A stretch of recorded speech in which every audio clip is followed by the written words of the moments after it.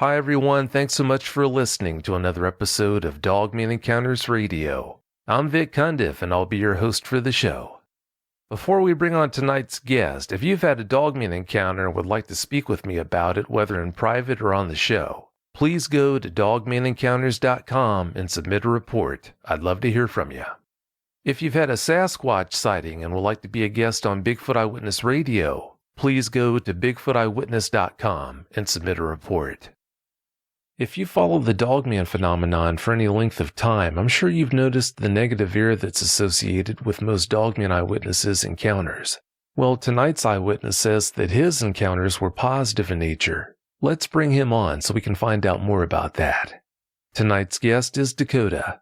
Dakota, welcome to the show. Thanks for having me. Oh, thanks for coming on. I really appreciate it.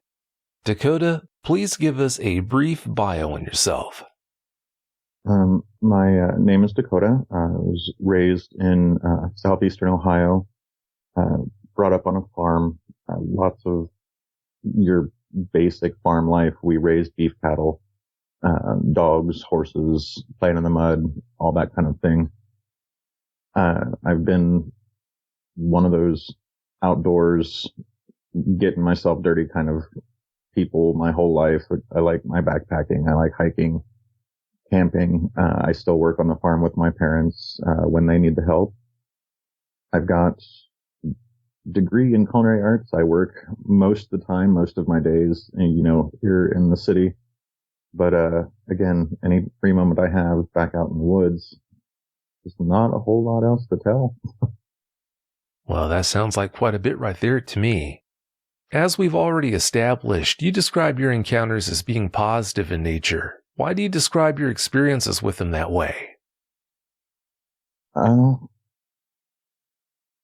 It's more, I look at them not as the kind of horror that a lot of people I've heard with encounters look at them.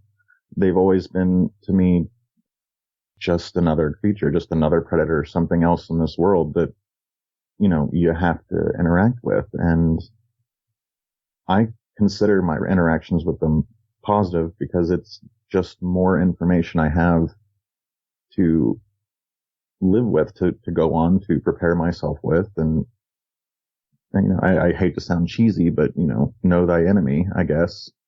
The more that you know, the more prepared you are for any experience you're going to have. And when you're going to be out and about in the places where a lot of encounters tend to happen, out in the woods, out in the wild, by yourself, knowing what you're looking for, knowing what you're listening for, knowing that there is something to be looking for or listening for, it is all a good thing. And again, I didn't come away with some of the internal horror, possibly just because of the way I look at them. So, yeah, I just kind of see them and the interactions I've had with them as something else to put in my storybook, something else to have learned from, and I can't see that as anything other than positive.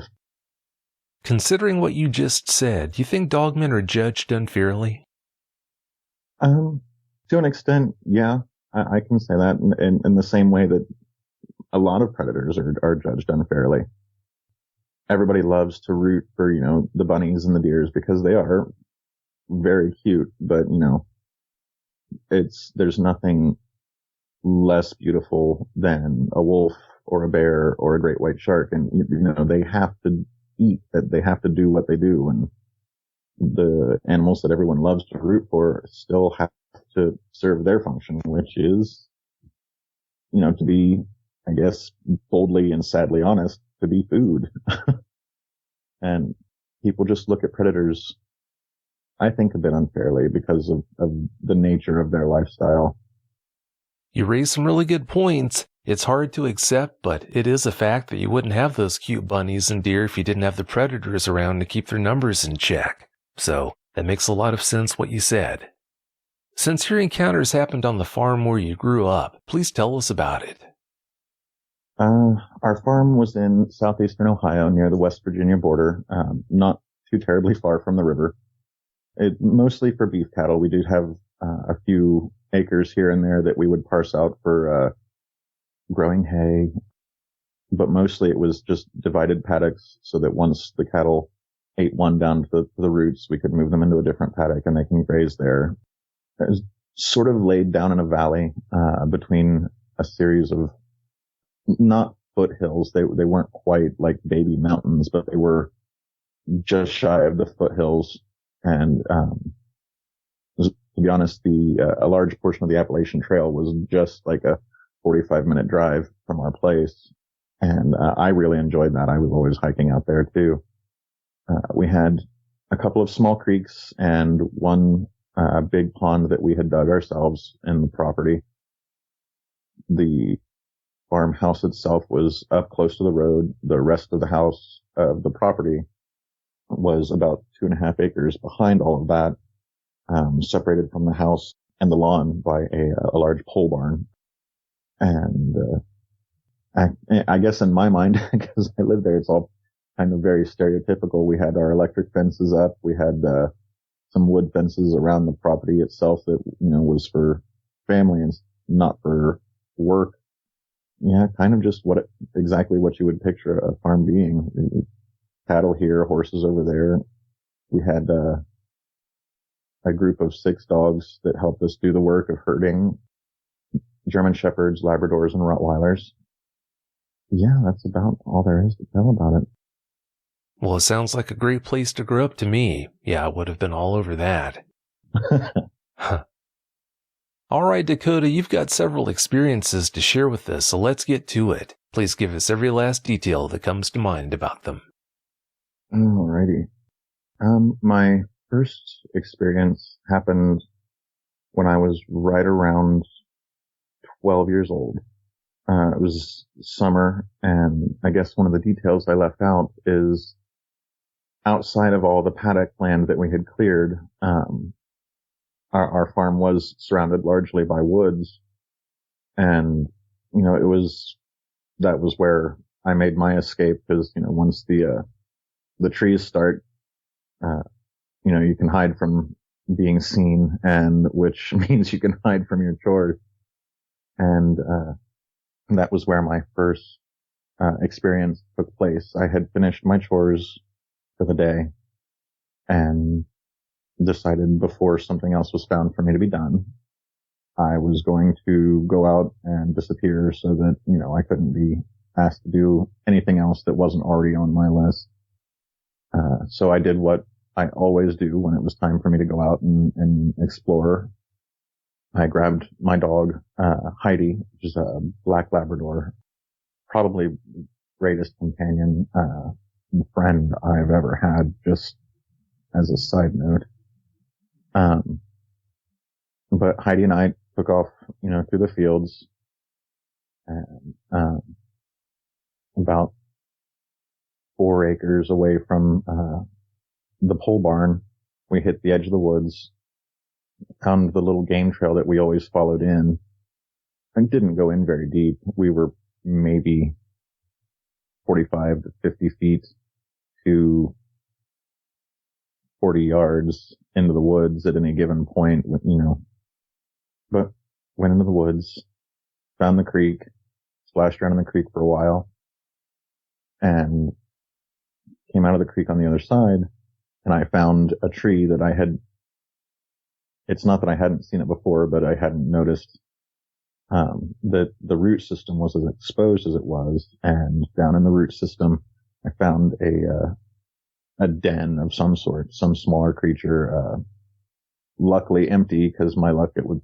have been a skunk that had been digging around in there, but something had made a den in there, and I decided that, well, since it's empty right now, it's mine.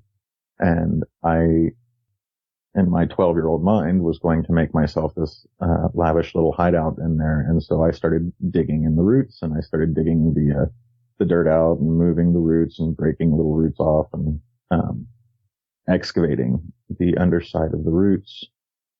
It was, thinking back on it, I think it was an oak of some sort. I at this point couldn't be honest about the fervency of that claim. However, I dug and I dug and I dug, and I enjoyed myself, and had a good time telling Heidi, what's in there? What's in there? And she'd dig for a little while. We giggled and, well, I giggled. She enjoyed herself digging in the mud. And looking back, I hadn't noticed, that at some point Heidi became very, very uncomfortable and she quit playing and she quit digging, and I didn't take any note of it. Just continued on with what I was doing. I was rather engrossed. And after a couple hours of playing in the roots and digging, and I excavated a sizable little hole that I could crawl in, and had to work a little harder and start making trips to get the dirt I was digging loose out of the hole. Heidi she wasn't like pacing, but she would plant herself in front of, the entrance to the hole when I went in, and would move sort of reluctantly out of the way when I came out. And again, didn't think anything of it. It was just, dogs are weird, because I was 12. And, there was a point at which I went in to dig and I heard Heidi growl. It wasn't a sound I'd never heard before. She was a work dog. It was one of those types of communication that was used. But she'd never really used it around me when there wasn't work to be done. I'd been in those woods for years. Nothing had ever bothered us. As far as I could tell, everything recognized the dogs when the dogs were coming and just left us alone. So it was unusual for me to hear her growling, and I stopped what I was doing and turned to look, and she had planted herself firmly in front of the entrance I had dug out of the roots. And I thought maybe something had made her unhappy, something had made her uncomfortable. She very rigid posture. Again, something she never did. She was always a very laid back dog. She was the only of the work dogs that was a quote unquote like family pet. She was the only one that came inside and spent time with us, like in the house proper, and just incredibly laid back. And this was not normal behavior. So I thought I would call her into the hole with me and hold her and sit and pet her and calm her down, and everything would be fine. And when I approached her to get a hold of her collar and bring her into the hole with me, there was another sound that kind of erupted is the wrong word. It wasn't quite so explosive, but it was very sudden. And knowing what a dog or wolf-like growl is like, it doesn't kind of build up. It just kind of starts. But this one was huge. It was really deep. The kind of sound that you would expect, like, to come from something much larger, like one of the bulls that was on our property. And it shook, like everything around me shook, like the air. As far as I was concerned, in my little brain, the space in between my ears was vibrating from the sound. And it was frightening. There's no way to say that it wasn't. It was a frightening sound, especially to a kid. But at the same time, it was, again, nothing I hadn't come across before. And one of the things we were raised to understand by the life we lived on the farm, was that fear has its place, but when a situation is tense, it does not have a place in your repertoire. Like, it's not something you need to base any kind of reaction or thought on, because you need to get through the situation, and then you can be afraid of it, then you can react to it. And it was, 12 or not, it was one of those things that was ingrained to us. We can't panic when we're on a horse. We can't panic when the cattle panic, because that's when things go really, really wrong. So again, it was frightening. There's no way to get around that. But I stopped what I was doing and I listened to the sound that was shaking the world around me. And there was a rustling sound, the sound of something moving through the undergrowth, not like running or walking a great distance, just something was shifting around, almost fidgeting, in the undergrowth. And then my dog Heidi started making this new sound, which is something I had never heard. It was kind of like she added like almost like a screaming, yelping sort of sound to her growls, and would make small lunges forward away from the hole that she was protecting, and then immediately right back up to it. Like it was god awful. There was no comparison. I'd never heard anything like it. Even in the times when I'd heard, the rabbits that we trapped, being, caught and not quite dead yet, they make this god awful screaming sound. It's truly horrifying, even as an adult.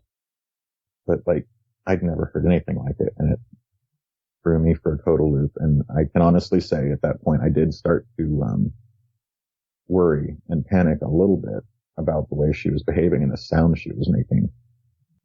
So I crawled forward to the edge of the hole where I could get a hold of her and look down beneath her belly, between her legs, in the direction she was lunging. And it couldn't have been more than 20, 30 feet away from us was a wall of brambles, close to where the creek was, had cut through the woods, raspberry bushes and the like. And standing up out of those brambles, and I say standing, I mean standing like upright, like on two legs, was it was a wolf as far as I could tell. That was the only thing I had seen that I could have compared it to. I knew that wolves were very, very large. We had full-grown German shepherds on the farm for working, and he was quite a bit larger than even they could hope to be. But from his waist up was clearly visible above the brambles, and it was a wolf, but it was the strangest, weirdest wolf I'd ever seen. I'd been raised around dogs. I'd been raised training dogs. And this one was really, really weird. His chest was wide and full, like a human's, more like a bodybuilder's, but it wasn't, long and deep like a dog's chest was. It was wide and more flat. He had shoulders, which, to speak of, dogs really don't have, at least not in the way we think of them. He was standing very, very still, fidgeting kind of his weight back and forth between one leg and the next, but he was growling very, very deeply, very aggressively.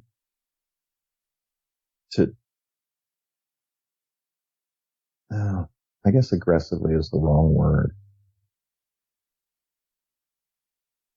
Well, I mean, aside from the fact that he had no real aggressive behavior, there's no denying the sound of a growl is an aggressive sound, so I guess we'll go with growling. But he had no real aggressive behavior other than that. His head was very large, not disproportionate, I wouldn't say, to the rest of his body, but large in the way that, like,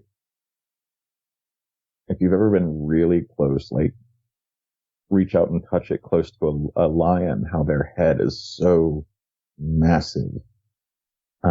It doesn't look like it's wrong on their body, but there's just something so hugely massive about their head. And it's the only way I can describe that.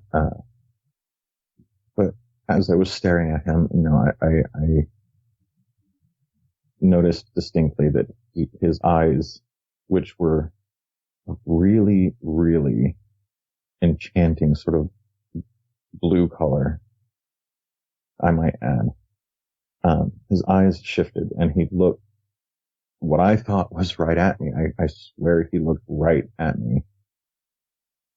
And, I was peeking out from under my dog's belly. He very well could have just been looking at my dog, but I swear he looked right at me. And there was no real change in him, but maybe it's just because I'm a crazy person, or maybe it's just because I've been raised around dogs. I don't know. But there was a change, I feel, in the way he was looking at us, and something happened when he looked at me, and the situation changed. And after another couple minutes of growling back and forth and Heidi making lunges at him, I saw him lift one of his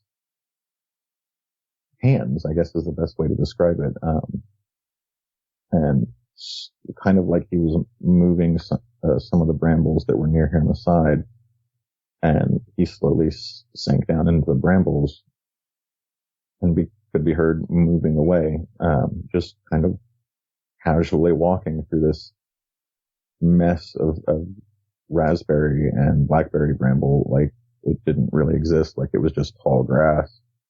And after a few moments, the sound that he was making stopped, and the sound of he was causing by pushing the brambles got further and further away, and then eventually it stopped. And Heidi did not necessarily calm down at this point, but she did. She stopped growling, and after a few more minutes, she sat down. She refused to move still, but we sat there for a while, and I tried to think about what I had seen, and it didn't make any sense to me. I had seen our German shepherds stand up on their hind legs. I'd seen them bounce for, a distance on their hind legs, playing with a ball or a toy of any sort, but nothing like what I had seen, nothing that made them look like they were broad-chested, nothing that made them look like they were standing comfortably on two legs. I didn't think really much more about it other than to chalk it up to, I'm only 12, that there's plenty out there that I have not seen, and well, now I've seen this. And it's, to be completely honest, it's the same way I dealt with a lot of the things I ran into. My first incident with the bobcat was the same way. It was scary as all crap. Those things scream in the most horrifying way. But after all was said and done with the bobcat, it left, and my biggest reaction to it was, well, that was new. I don't think I want to do that anymore. And now I've done it. And again, it's just kind of the way I've always dealt with them. To be completely honest, I think predators are one of my favorite things in this world, and I've never been bothered by them. And so again, I really wasn't bothered too terribly much by the incident. After it was over, I thought about it.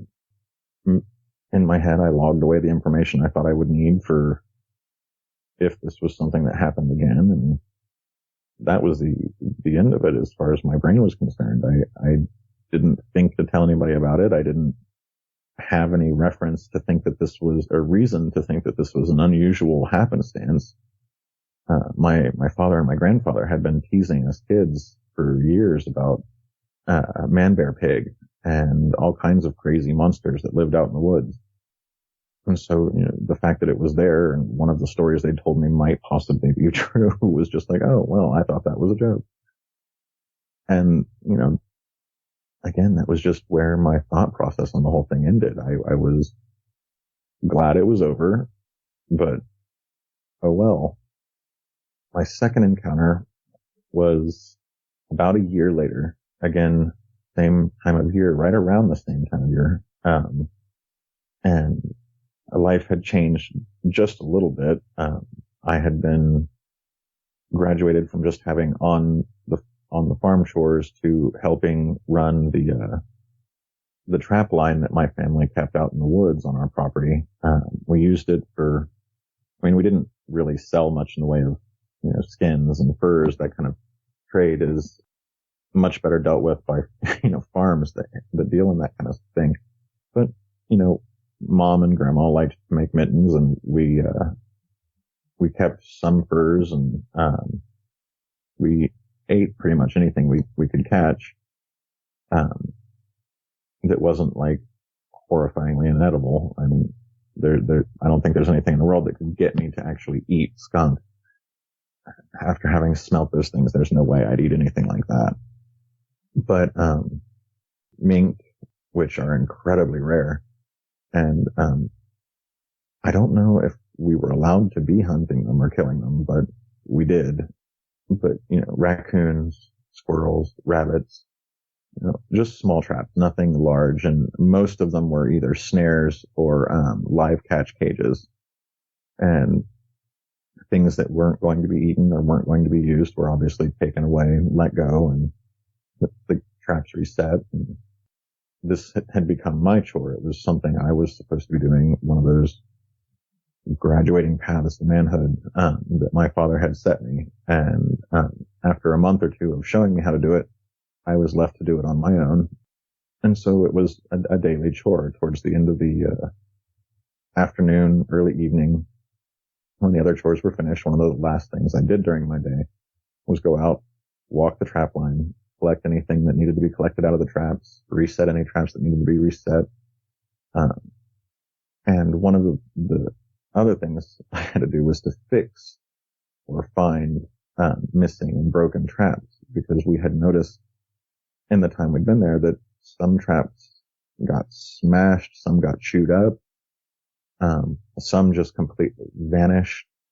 And so, they had to be replaced, they had to be fixed.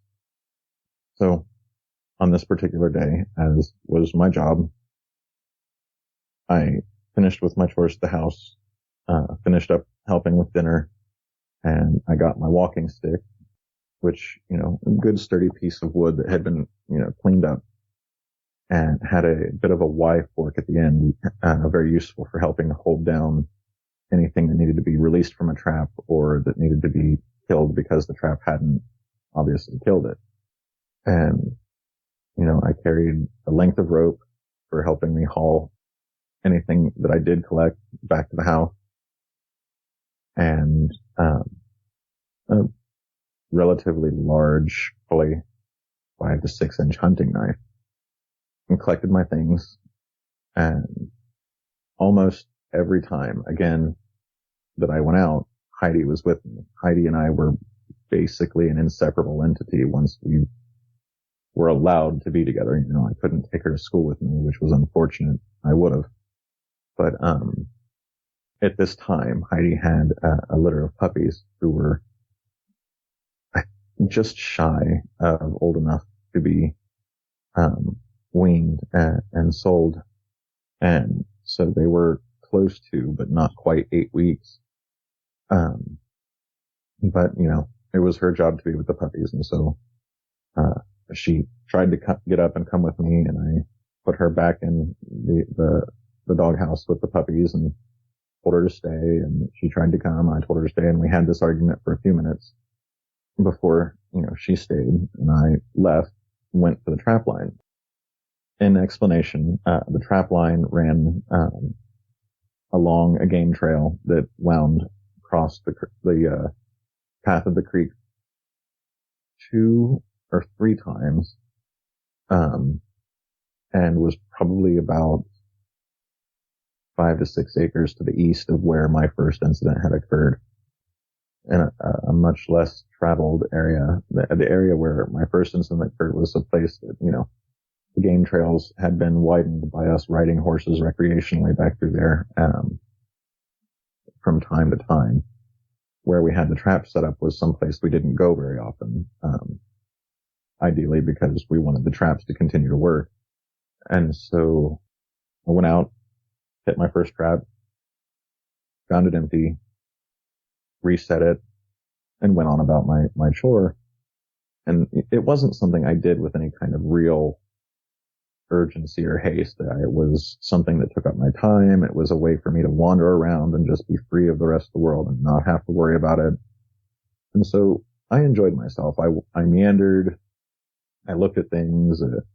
On the occasions I would come across something that interested me that I wasn't sure of. I would like plants or mushrooms or anything like that I didn't understand or didn't know clearly. I would pick them and put them in a pocket or something and take them back home to ask my dad about, and that kind of thing.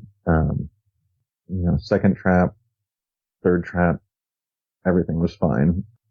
As I was finishing up resetting my third trap, something happened that my dad had taught me during my quote unquote training was troublesome. I can't say bad because it's just a part of what happens in the world, but it is troublesome. It is worrisome.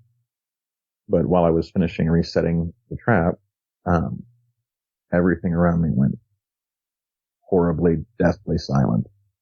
And anyone especially who lives in a wooded setting, knows that silence is deafening and upsettingly so. When the world around you in the woods goes silent, there's a lot to worry about. And I had done exactly what my father had told me to do when these things happened. I dropped the kill I had already collected on the ground, backed away from it, found a tree to back myself up against so that I knew my back was covered. I drew my knife and I held onto my walking stick and I waited. And I listened. And nothing was happening. It was just quiet. And after a moment or two, I heard movement in the underbrush, something pushing its way through the leaves and the fallen sticks, the undergrowth that happened in the woods. And it was in a hurry. And it was on its way to me. It was coming in my direction. And I tensed up and I listened and I tensed up and I listened. And, 13 years old, whether you feel like you're prepared for something or not, the knowledge that you're 13 years old and something is coming your way that you don't know what it is yet starts to play with your brain. And, tensed up and tensed up and tensed up. And finally, with much more fanfare than was due for the situation, Heidi burst out of the undergrowth onto the trail a little ways back from me. And she looked one way and then she looked at the other and saw me and came bounding up to me, happy as a lark. And, I nearly peed myself in relief. To be completely honest, I had worked myself into a bit of a frenzy waiting for whatever the sound was. And, I greeted Heidi and, gave her a scolding for leaving the puppies because I knew I was going to be in trouble when I got back for taking her away from the puppies. But it was going to be what it was going to be. And, I had my dog with me and I was thoroughly thrilled.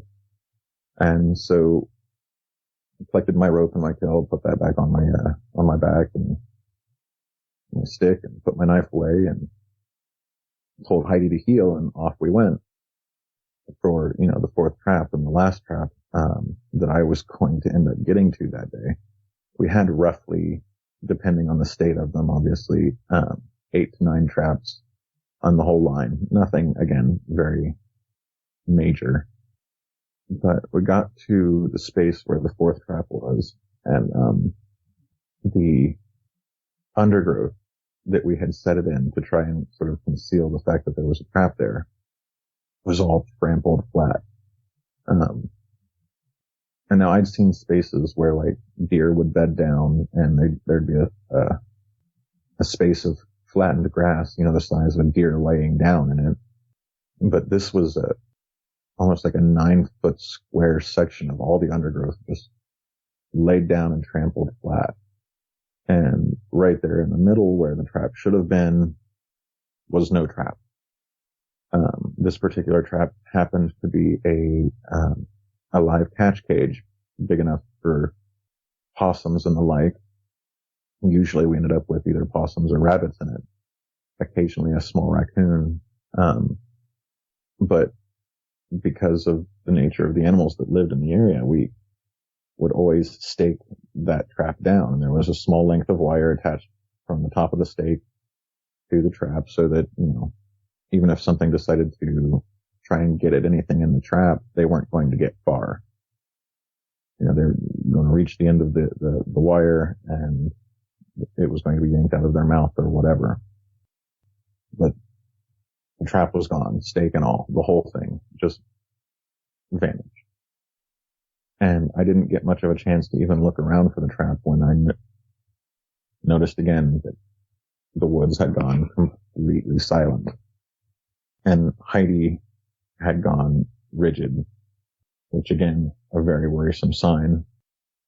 So once again, dropped the kill I had collected on the ground, backed myself up to a nearby tree, pulled my knife, held my walking stick as ready as I could, and then Heidi placed herself right in front of me, and I started to look for a clue, listen for a clue, anything that would tell me what was going on, why the woods were silent.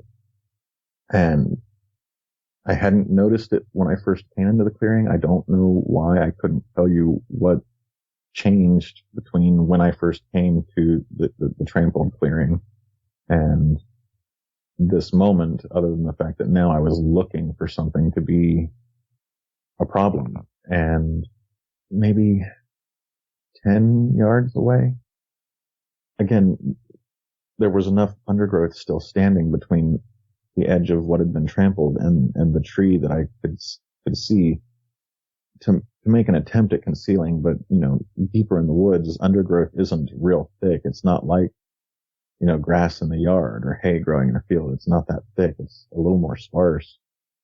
But I looked in that direction, and what jumped out at me, not literally jumped out at me, the sight that caught my attention was I suddenly saw bright blue eyes, big, bright blue eyes. And when I saw them, the growling started, and it was this same deep, like rattling, thunderous sort of growl that I'd heard the year before. And I'm not going to pretend that I wasn't, a little irritated at the fact that this was happening again. And I'm not going to say that I wasn't scared, because I remembered what I had seen. I remembered what I'd been through. And now there was no hole to hide in. There was no even pretend at protection from what, was there. And as I looked at it, the creature, the Dogman, came into focus, and I realized exactly what I was looking at. And again, this, like I said, about 10 yards away, and the tree that was in the foreground in front of this creature, between it and me.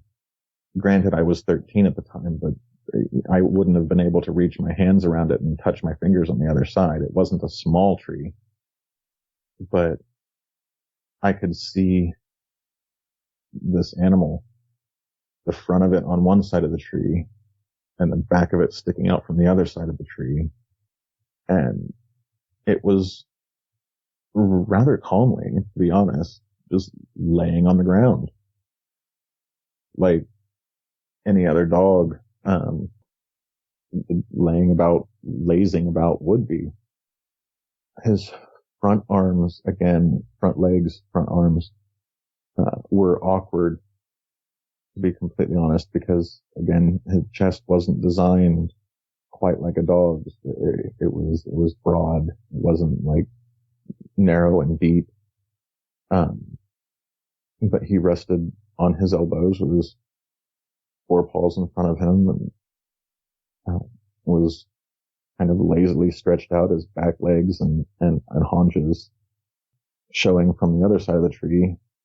And they were stretched out like he was lazing, not that like sitting at attention and then lowered himself down. Like the back legs were stretched out in a very easygoing sort of manner. And again, there was the head, this big head. His snout was twisted in a much more unhappy sort of expression this time than I remember seeing last, when the growl had a different sort of menace to it. Maybe just because he did not expect to be come upon in this situation, which his posture should suggest. But knowing animals, especially dogs, the way I do, there's no reason to even pretend that he didn't sense me coming in a dozen different ways before I got there. But he started growling at me, and I considered peeing my pants yet again. And then obviously Heidi started growling back, and it began to worry me that, like, at this point, if she gets too protective, this creature could hurt my dog. And if I'm being completely honest, like, that thought was more frightening to me than the idea that this creature might hurt me. I just was not about to have anyone hurting my Heidi. I was not. So I'm standing there, back against a tree, pitiful little hunting knife in one hand and a stick in the other, realizing exactly how ridiculous I look in comparison to this creature right now. When its back legs shifted and moved up underneath of him, and, back end came up, he leaned forward and pushed himself up with his front legs and stood on all fours.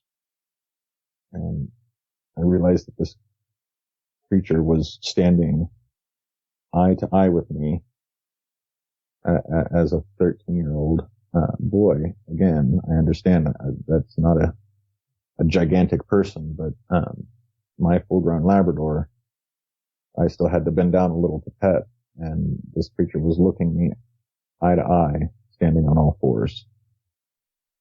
And the reality of what this creature was set in a little more deeply at that point, and that was when I noticed, as he stood up, that laying, I guess more appropriately, right in front of him, between where his front paws had been, was the smashed remains of the trap that was missing from the clearing right in front of me. I was not going to take my eyes off of him long enough to try and investigate it. If he gotten something out of it, then so be it, more power to him. But I was not going to take my eyes off of him long enough to try and investigate it.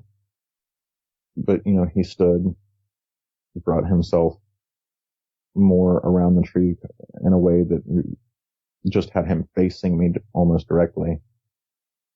And, his growling changed in timbre a little bit.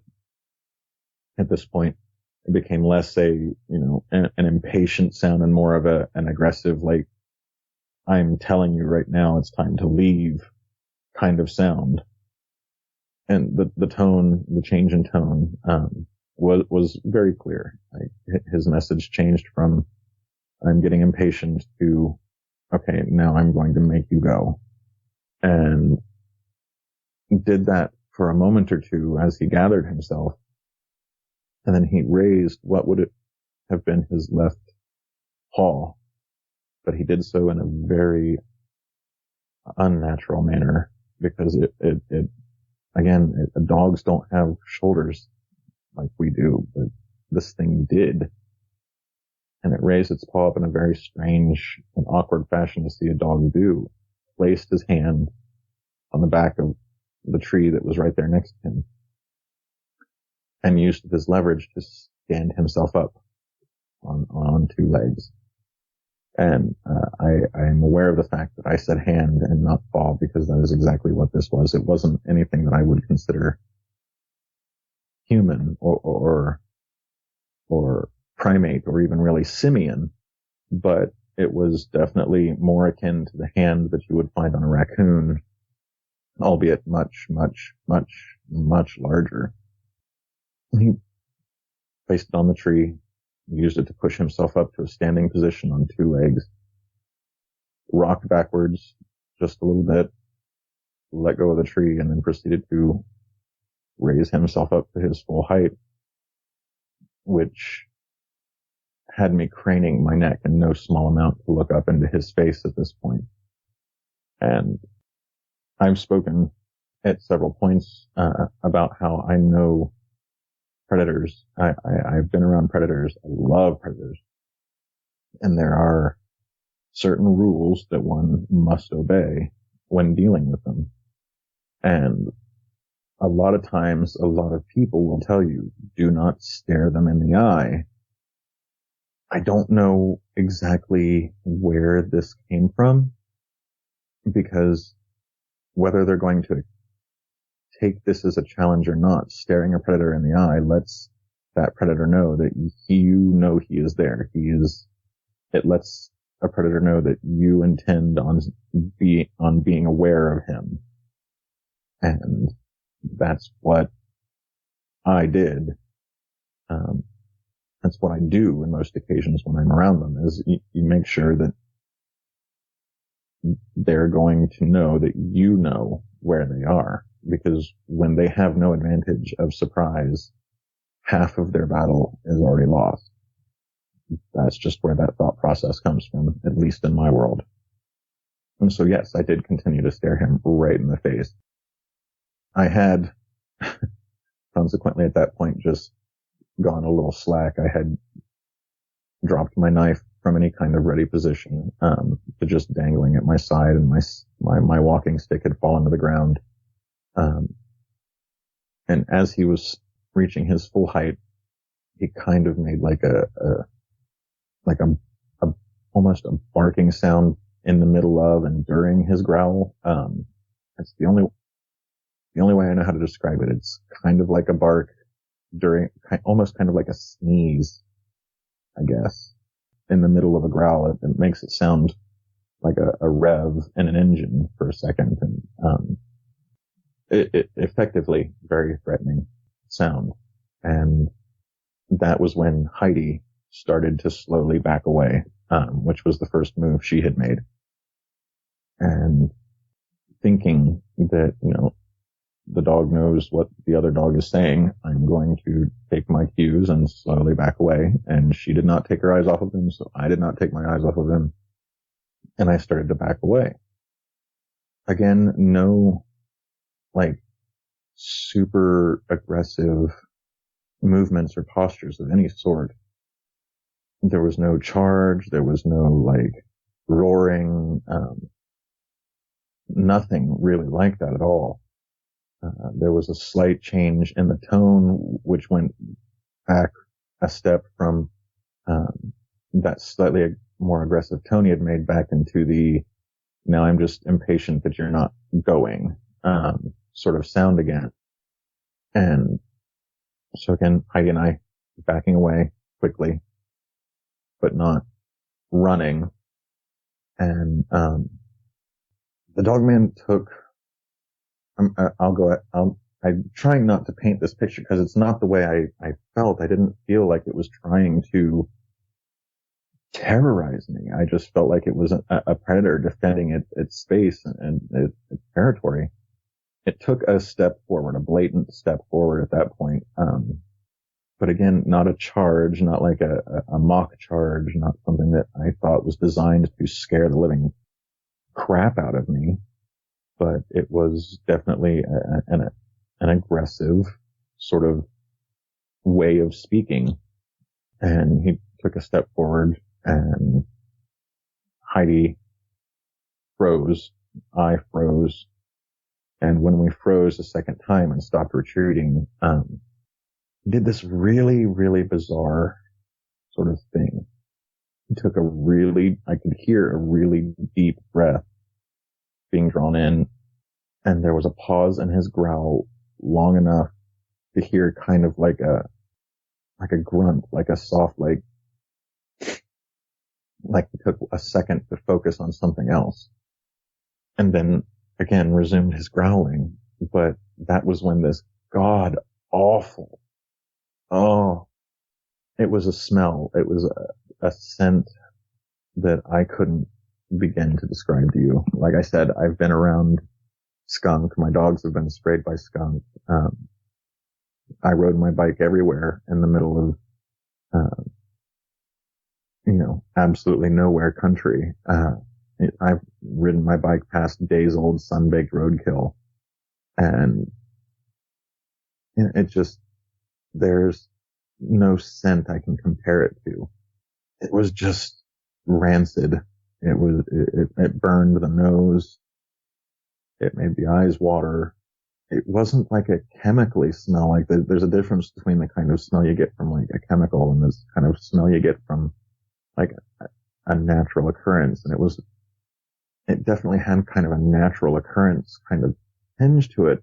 It didn't have that weird, like, back of the throat artificial scent you get, but it was, for lack of a better term, it was just the definition of brimstone. It was awful.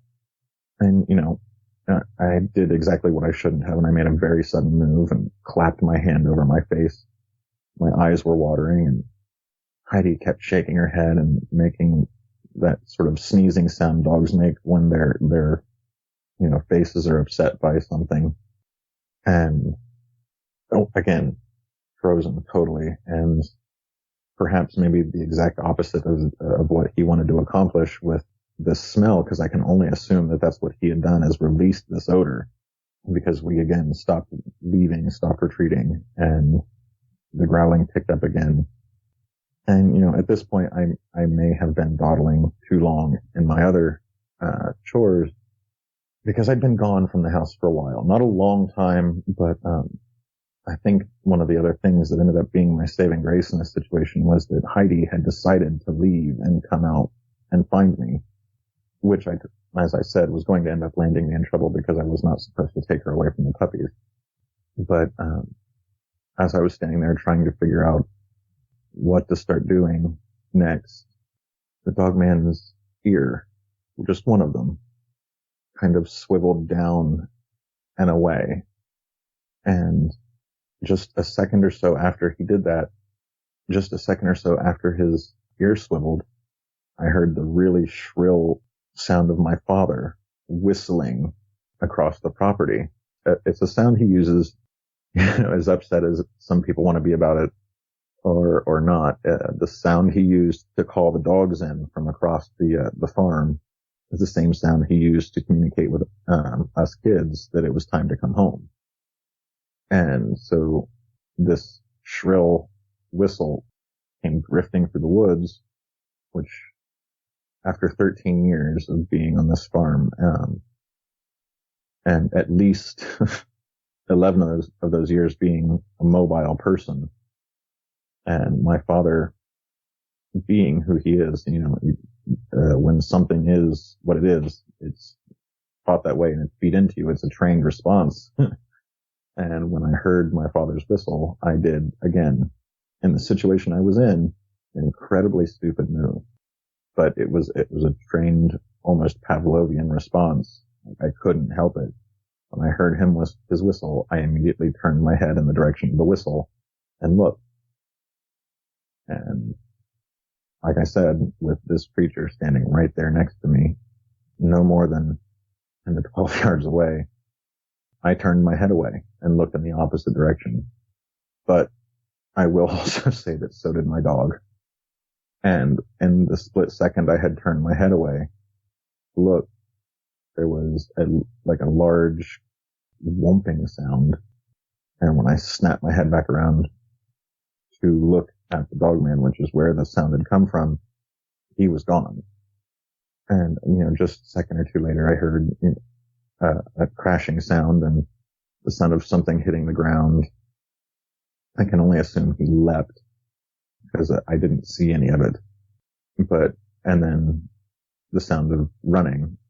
He hit the ground and took off and left.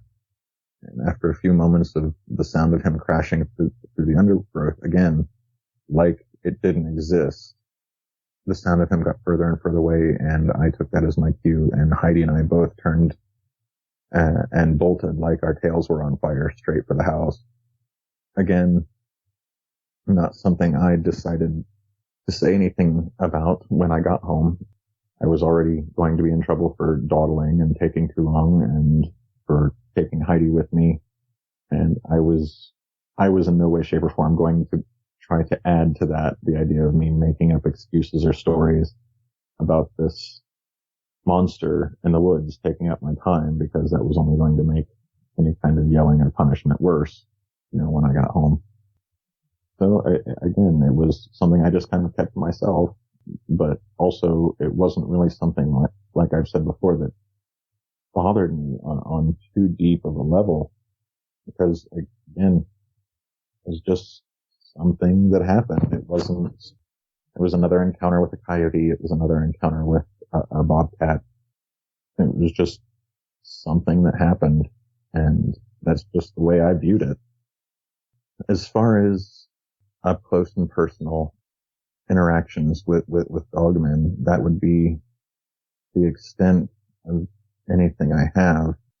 I moved away from that area for a number of years during school to a much more urban area, and I say that lightly. It wasn't like the middle of downtown Columbus, but it was a suburb, and we lived there through schooling, and then I moved back into southeastern Ohio for college and lived in that area for another 15 years. And in so doing, I lived probably a good 45, 50 minutes further south and west from where the farm was. But I lived on a 100-acre plot of land. My partner and I had a trailer there with two other groups of friends. So 3 trailers on a 100-acre plot of land, wooded land.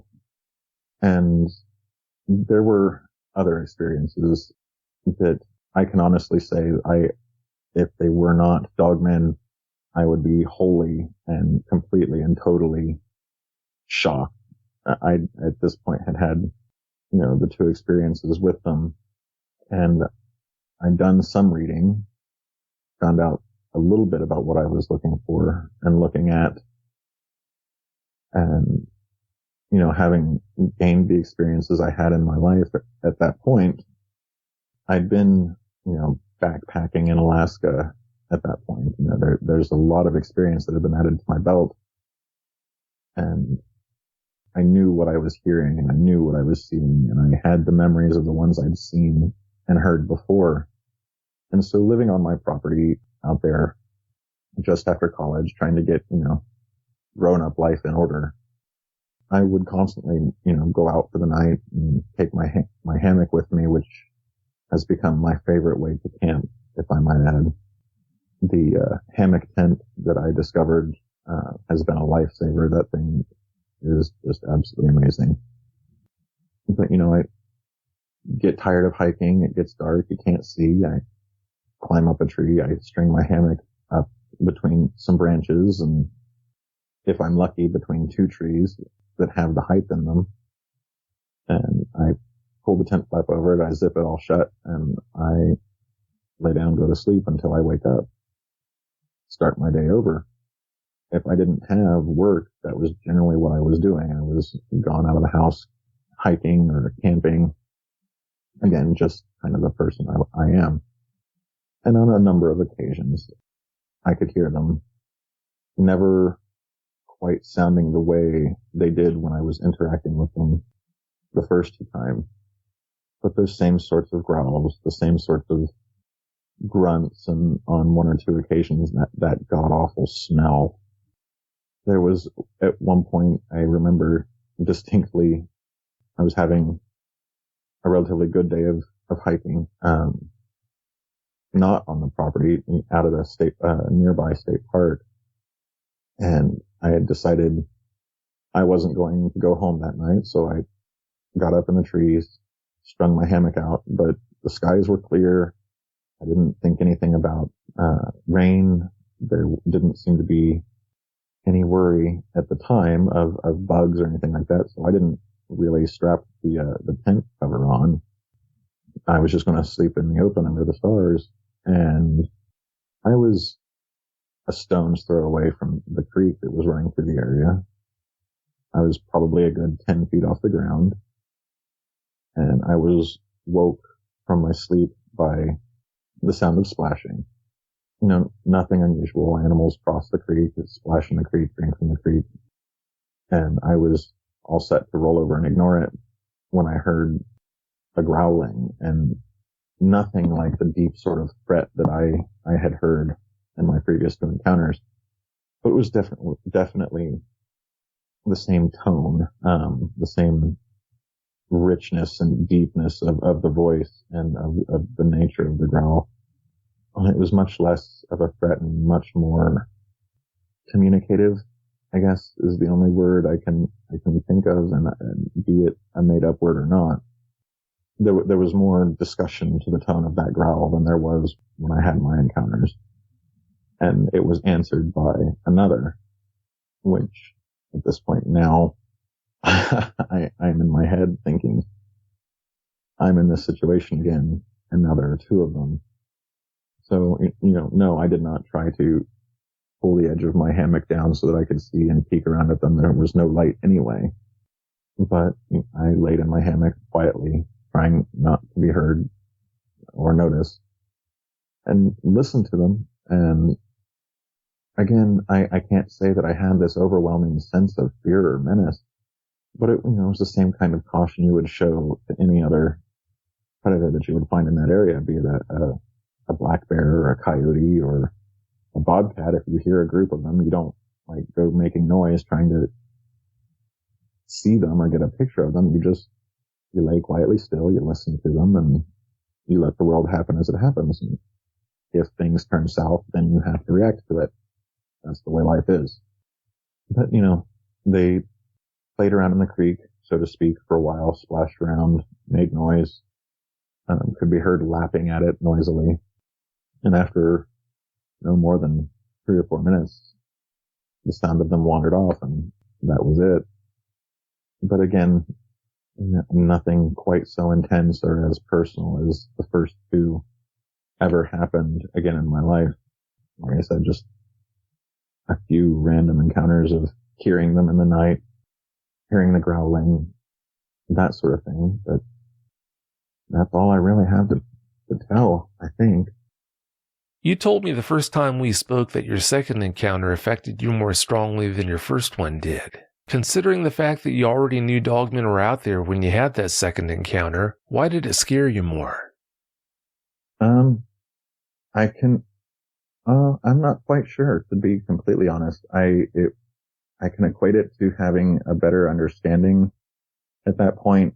Maybe it's because I'd been moved on and to the chore I was doing at the time. That mortality was something that was much more a part of the world and my understanding of the world at that point. And I couldn't quite put a solid finger on it, to be completely honest. I had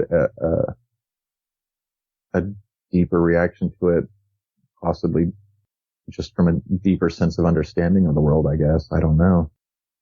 Yeah, that would all make good sense. After all, we all know as a 12-year-old boy, you're bulletproof and invincible.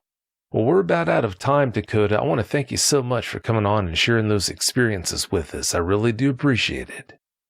Absolutely. Anytime, sir. Well, thanks again so much. Have a great night. If you've had a dogman encounter of your own and would like to speak with me, whether in private or on the show, please go to dogmanencounters.com and submit a report. I'd love to hear from you.